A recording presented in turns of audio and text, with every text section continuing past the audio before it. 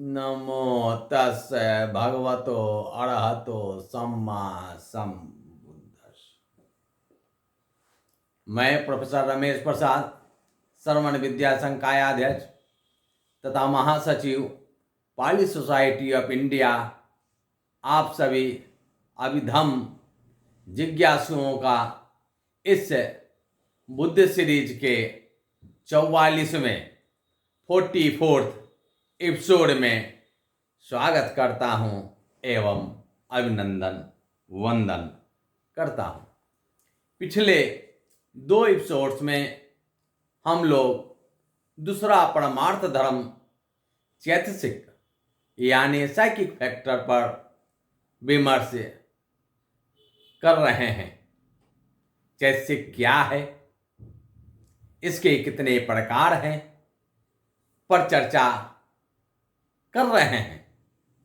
साथ ही चैतसिक के 3 मुख्य विभागों में से समान चैतसिक को देख चुके हैं, जो संख्या में 13 है। अकुशल चैतसिक संख्या में 14 हैं। 14 हैं, जिनमें सब अकुशल साधारण चैतसिकों की संख्या 4 है, जिनकी चर्चा हम पिछले एपिसोड यानी एपिसोड संख्या 43 में कर चुके हैं। इस एपिसोड में शेष बचे हुए 10 अकुशल चैतसिकों पर विमर्श करने जा रहे हैं। ये 10 अकुशल चैतसिक सभी 12 अकुशल चित्तों में नहीं पाए जाते हैं। ये चैतसिक कहीं कहीं बिखरे हुए रूप में अकुशल चित्तों में विद्यमान रहते हैं। These psychic factors are available with immoral types of consciousness occasionally and according to situation। देखते हैं वे 10 अकुशल चैतसिक कौन से हैं। वे हैं लोभ, दिट्ठी, मान, दोष, ईर्ष्या, मच्छरिये, कुकुच्च, थीन, मिद्ध तथा विचिकिच्छा। एक एक करके इन 10 को देखते हैं। पहला है लोभ, ग्रीड। दूसरे की वस्तु को ले लेने की कामना लोभ है। देखते हैं अभिधम्मावतार में आचार्य बुद्ध दत्त क्या लिखते हैं। उनके अनुसार लुभन्ति तेन स्वयं वा लुभति, लुभन मतमेव वातन्ति लोभो। अर्थात विषयों के प्रति आसक्त होने के कारण पर वस्तु को, दूसरे की वस्तु को प्राप्त करने की इच्छा मात्र, कामना मात्र ही लोभ है। अब दूसरा अकुशल चैतसिक देखते हैं। वह है दिट्ठी। सामान्य तौर पर दिट्ठी शब्द से तात्पर्य देखना होता है, दिट्ठी दृष्टि। लेकिन अकुशल धर्मों के साथ संपृक्त होने के कारण इसे मिथ्या दृष्टि कहा जाता है, फॉल्स व्यू, रॉन्ग व्यू कहा जाता है। इस चैतसिक के ही कारण व्यक्ति किसी वस्तु के यथार्थ स्वभाव को नहीं जान पाता है। उसके सत्य स्वभाव यानी उसकी अनित्यता, उसकी दुखता तथा उसकी अनात्मता तक नहीं पहुंच पाता है। मिच्छावि निवेशन लक्षण दिट्ठी। अर्थात दिट्ठी किसी भी धर्म को मिथ्या रूप असत्य रूप में देखने का लक्षण है। सत्य स्वभाव को, यथार्थ स्वभाव को, सम्यक स्वभाव को यह देखने नहीं देता है। अब आगे चलते हैं। तीसरा चैसिक है मान। मान का अर्थ है अभिमान होता है, घमंड होता है, अहंकार आदि होता है। इसके कारण मनुष्य अपने को दूसरों से अधिक बड़ा समझने लगता है तथा मैं श्रेष्ठ हूं ऐसा मानता है, ऐसा समझता है। मय्यतीति मानो सो उन्नति लक्षणों। चौथा अकुशल चैसिक है दोष, यानी द्वेष, हेट्रेड, इलविल। पर विनाश चिंताति दोषो, दूसरे को विनष्ट करने का, नाश करने का, विनाश करने का जो चिंतन है वही द्वेष, वही दोष। अभी धम्मावतारों में दोष की परिभाषा करते हुए कहा गया है, दुस्सन्ति तेन स्वयं वा दुस्सति दुस्सन्मतमेव वातन्ति दोषो। अर्थात जिसके द्वारा चित्त दूषित किया जाता है अथवा चित्त को विकृत किया जाता है वह दोष है, वही द्वेष है। यह स्वयं को भी दूषित करता है, स्वयं वा दुस्सति, दूषित होना मात्र ही द्वेष है। लोभ तथा दोष की चर्चा चित्त वाले एपिसोड में, एपिसोड संख्या 33 में की जा चुकी है। अगला चैसिक है ईर्ष्या, यानी ईर्ष्या, जेलसी। दूसरे की संपत्ति एवं वैभव को देखकर उसके प्रति बुरे भाव लाना ईर्ष्या है।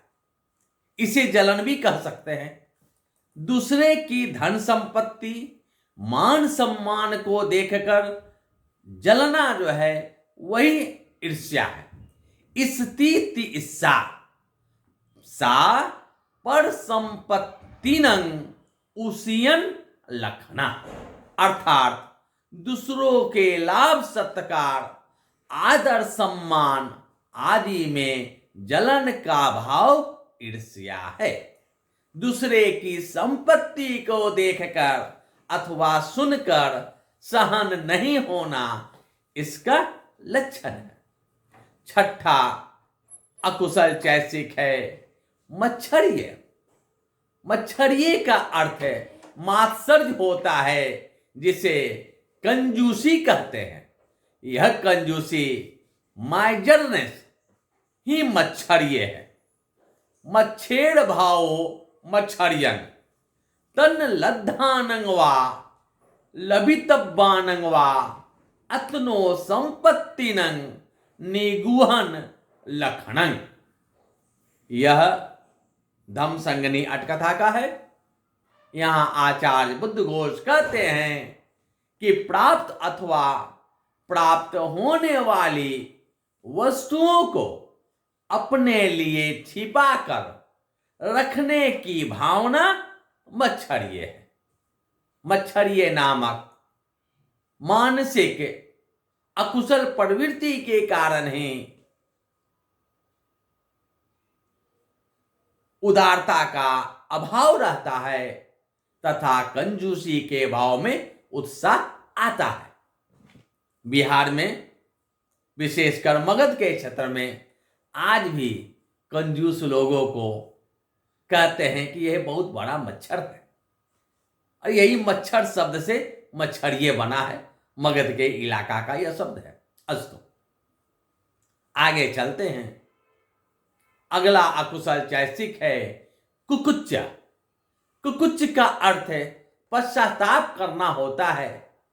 इसे अंग्रेजी में रिमोर्स, वरी अथवा रिपेंटेंस कह सकते हैं। अकुशल कर्मों को, बुरे कर्मों को करने के कारण जो हमें पश्चाताप होता है वही कुछ है। साथ ही कुशल कर्मों को, सद्कर्मों को, अच्छे कर्मों को न करने के कारण भी जो पश्चाताप होता है वह कुछ है।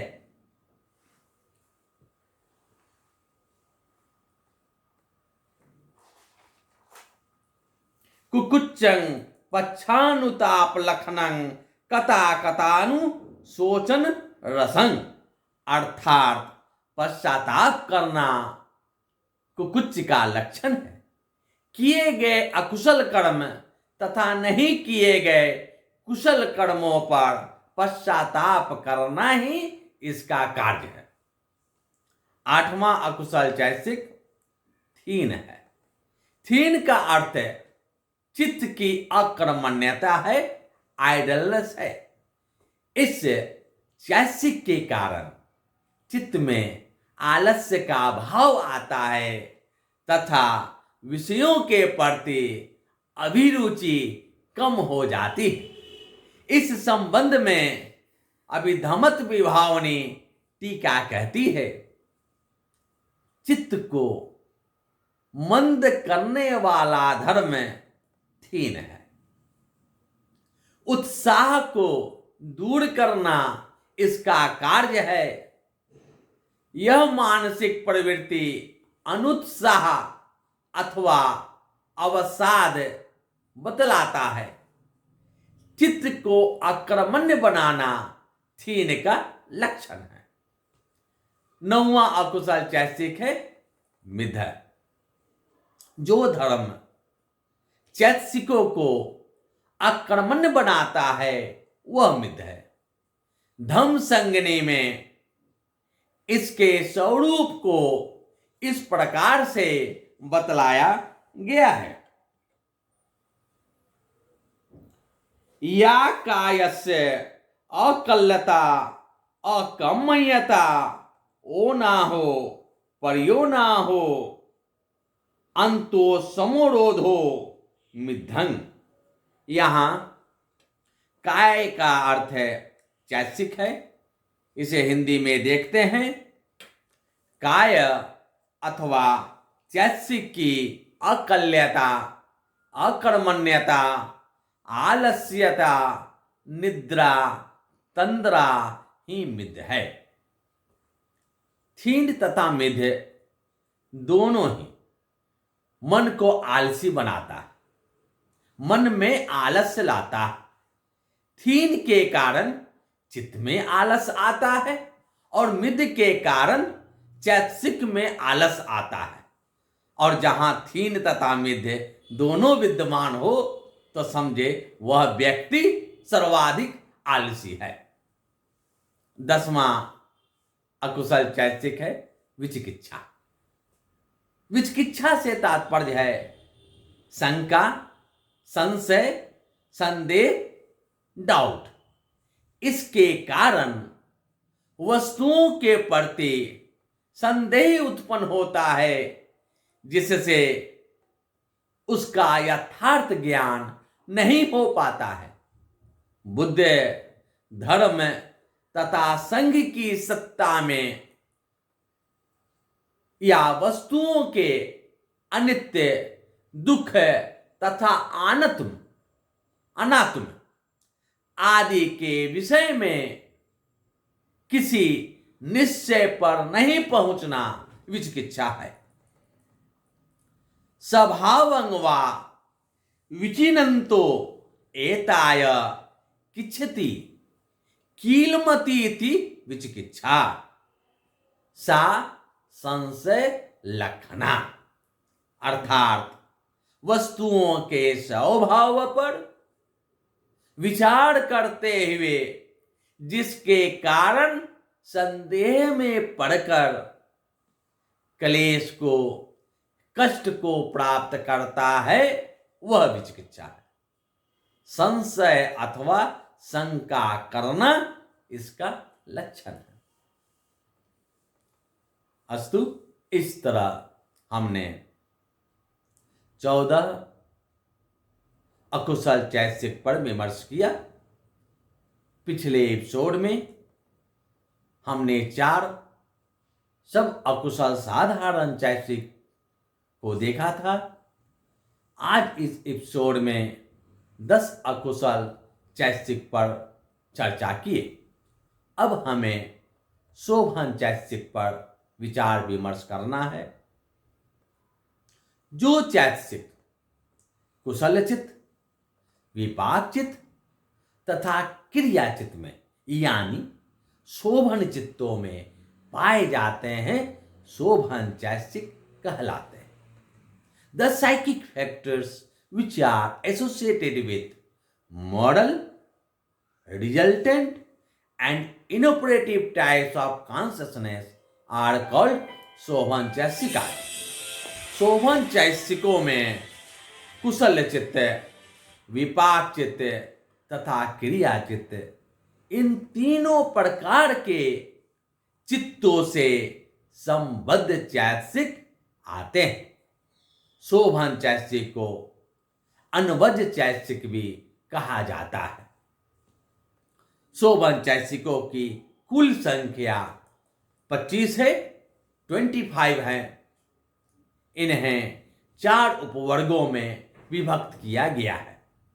सब शोभन साधारण चैतसिक, वृत्ति चैतसिक, अपमय्या चैतसिक तथा पै इंद्रिय चैतसिक। इनमें सब शोभन साधारण चैतसिकों की संख्या 19 है, 19।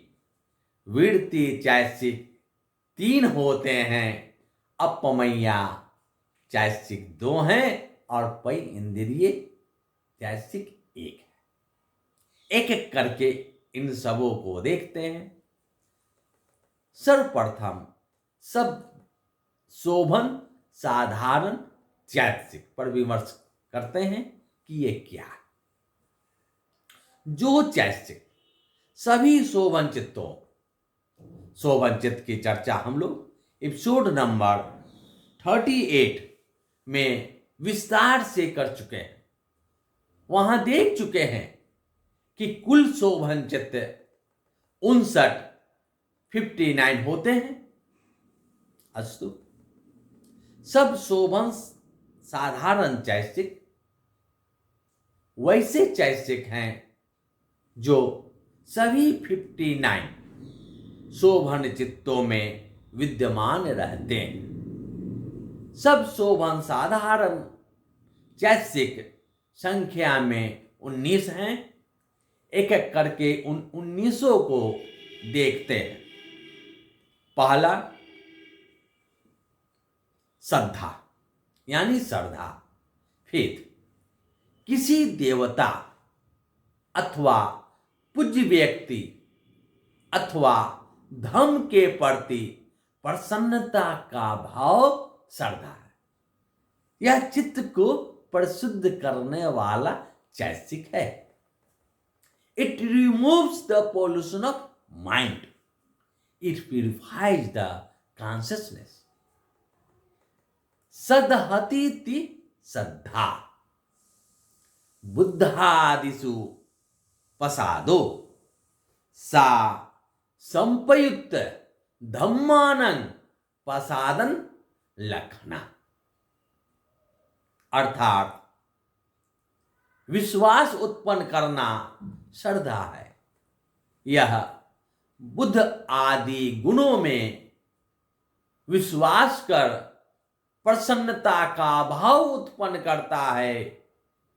संप्रयुक्त धर्मों को परिशुद्ध करना इसका लक्षण है। दूसरा सब शोभन साधारण चैतसिक है सति यानी स्मृति, माइंडफुलनेस। चित्त को सतत जागरूक रखने वाला चैतसिक स्मृति। यह विषय को स्मरण कराती है। यह हमारे मानस धरातल पर द्वारपाल की तरह गेट कीपर की भांति स्थित रहता है और वहां उत्पन्न होने वाले अकुशल धर्मों से, बुरे धर्मों से चित्त की रक्षा करता है। सरन्ति एताय स्वयं वा सरति शरण मतमेव वा ऐसाति सति। अर्थात जो धर्म स्मरण करता है वह स्मृति है, अथवा जिसके कारण स्मरण किया जाता है वह स्मृति है। स्मरण मात्र ही स्मृति है। जब राजा मिलिंद भदंत नागसेन से पूछते हैं कि भंते नागसेन, स्मृति की क्या पहचान है, स्मृति का क्या लक्षण है, तब नागसेन उत्तर देते हैं, अपिलापन लखना महाराज सती, उपगणहं लखना चाति। अर्थात निरंतर याद रखना, निरंतर स्मृति में बनाए रखना और स्वीकार करना स्मृति की पहचान है, स्मृति का लक्षण है। आगे फिर राजा पूछते हैं, कथन भंते अपिलापन लखना सतीति। भंते, स्मरण रखना, याद रखना कैसी स्मृति का लक्षण है?